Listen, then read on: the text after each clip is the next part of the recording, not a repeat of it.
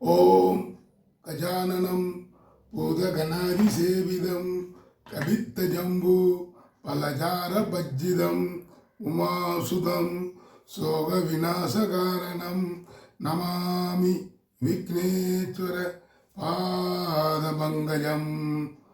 நான் உங்கள் அஸ்டோரும். இன்னைக்கு நம்ம பார்க்க இருக்கும் பதிவு, ஒரு ஜாதகத்தில் 9ஆம் இட அதிபதி வலுப்பெற்றால் என்ன மாதிரியான யோக பலன்களை செய்வார் அப்படிங்கிறத தான் நாம் இந்த பதிவில் பார்க்க போகிறோம். ஒரு ஜாதகத்தில் கிரகங்கள் பலம் பெற்று இருந்து விட்டால், அதிலும் சுபத்தன்மையுடன் இருந்து விட்டால், அந்த ஜாதகர் எல்லா யோகத்தையும் அடைந்து வளமான வாழ்க்கை வாழ்ந்து கொண்டிருக்கிறார் அப்படின்னு நாம் தெரிஞ்சுக்கலாம். அதிலேயும் 9ஆம் இட அதிபதி ஆட்சி உச்சமடைந்து சுப கிரகங்களால் பார்க்கப்பட்டால் அந்த ஜாதகர் எல்லா அதிர்ஷ்டங்களையும் பெற்று வளமான வாழ்க்கையை வாழ்ந்து கொண்டிருக்கிறார் அப்படின்னு சொல்லி தெரிஞ்சுக்கலாம். இதில் எந்தவித சந்தேகமே இல்லை. 9ஆம் இடம் என்பது பாக்கியஸ்தானமாச்சு. அப்போ 9ஆம் இடம் அதிபதி வலுப்பெற்றால் எல்லா யோகங்களையும் அந்த ஜாதகர் பெற்று வசதியான வாழ்க்கையை வாழ்ந்து கொண்டிருக்கிறார் அப்படின்னே நாம் தெரிஞ்சுக்கலாம்.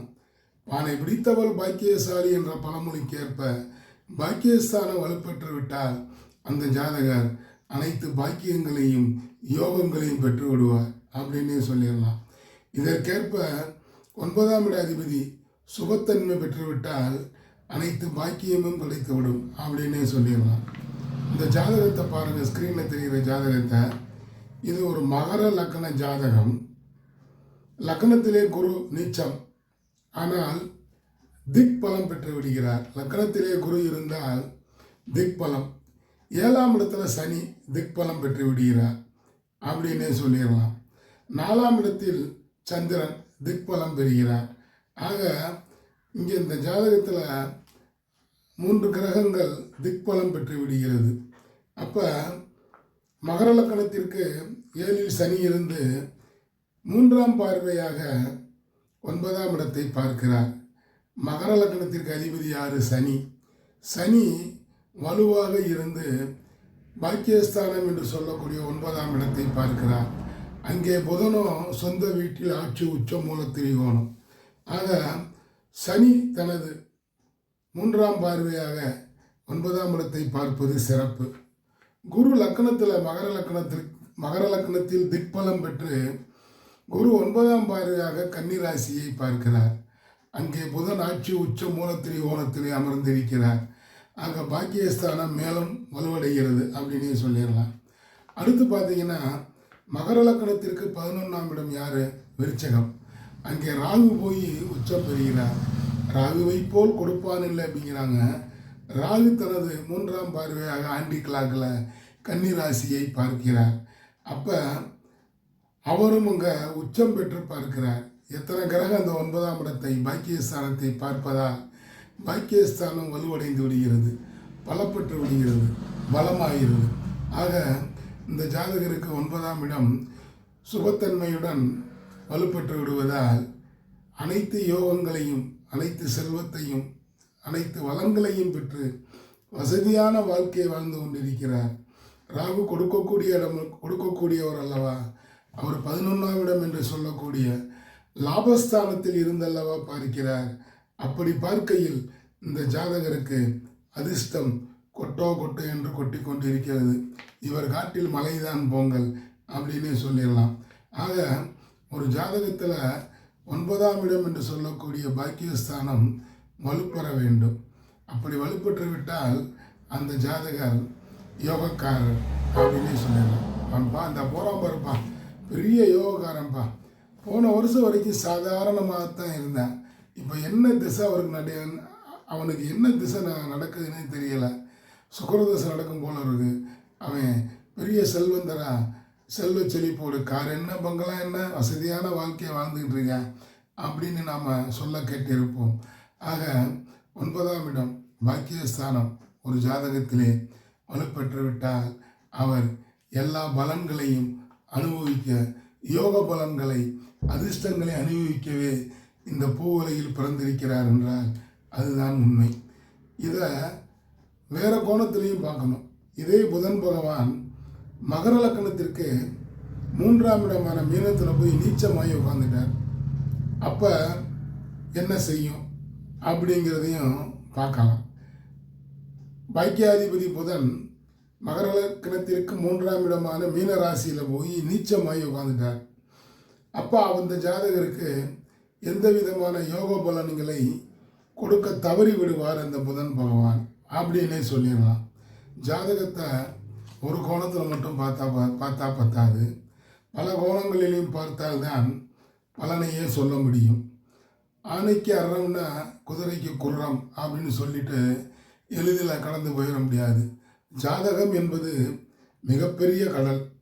அந்த கடலில் மூழ்கி முத்தெடுத்தவர்கள் சில பேர் தான்.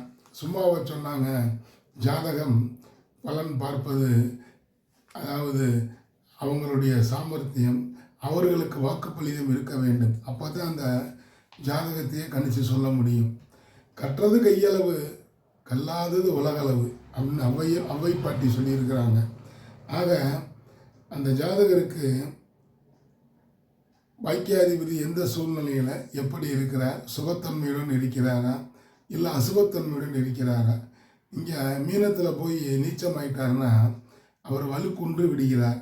அப்போ அந்த ஜாதகருக்கு எப்படி நற்பலன்களை செய்வார் அப்படின்னே சொல்லிடலாம்.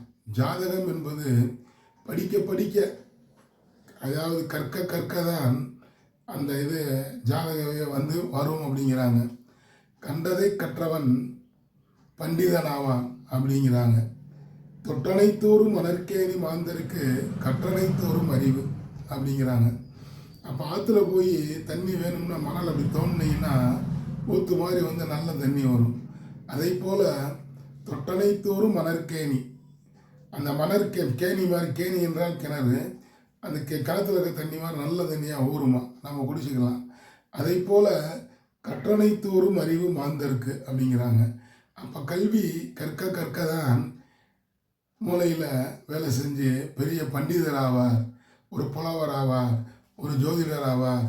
எல்லா துறையிலும் எல்லா புதன் பகவான் ஆயங்களே 64க்கும் அதிபதி. அப்போ எத்துறையிலும் எந்த கலையிலும் அவன் சிறந்து விளங்குவான். ஒரு புதன் பகவான் ஒரு ஜாதகத்திலே வலுத்து விட்டால், அது 9ஆம் இடமாகி வலுத்து விட்டால் அந்த ஜாதகர் ஒரு நல்ல நிலைமையில் இருப்பார். ஆயங்களே 64க்கும் அதிபதி புதன் பகவான். அந்த புதன் ஆட்சி உச்ச மூலத்திரிகோணம் பெற்று 9ஆம் இடமாகிய கன்னியிலே போய் இருந்தாலும் 5ஆம் இடமான ரிஷபத்தில் போய் அமர்ந்தாலுமே மகர லக்னத்திற்கு யோகத்தை செய்து விடுவார் அப்படின்னே சொல்லிடலாம். அப்போ ஒரு ஜாதகத்தில் 9ஆம் இடம் வலுப்பெற வேண்டும். வலுப்பெற்று விட்டால் அந்த ஜாதகர் அவருடைய நிலைமை எங்கோ போய்விடும். வளமான வாழ்க்கையை வாழ்ந்து அந்த பகுதியில், அந்த ஊர்லேயே, அந்த ஏரியாவிலேயே அவர் ஒரு விஐபியாக திகழ்வார் அப்படின்னு சொல்லிக்கிட்டு, இந்த பதிவு உங்களுக்கு பிடிச்சிருந்தா சப்ஸ்கிரைப் பண்ணுங்கள், லைக் பண்ணுங்கள், ஷேர் பண்ணுங்கள். மறந்துடாமல் பெல் ஐக்கானை கிளிக் பண்ணுங்கள். அப்படி பெல் ஐக்கானை கிளிக் பண்ணும் பொழுது நான் பதிவிடும் அடுத்தடுத்த வீடியோக்கள் உங்களை தானாக வந்தடையும் என கூறிக்கொண்டு, இந்த நாள் இனிய நாளாக இருந்ததற்கு இறைவனுக்கு நன்றி கூறி, நாளைய பொழுது நல்லதாக விடியட்டும் என கூறிக்கொண்டு உங்களிடமிருந்து விடைபெறுபவர் உங்கள் அஸ்தோரும். நன்றி, வணக்கம். வாலிய வளமுடன்.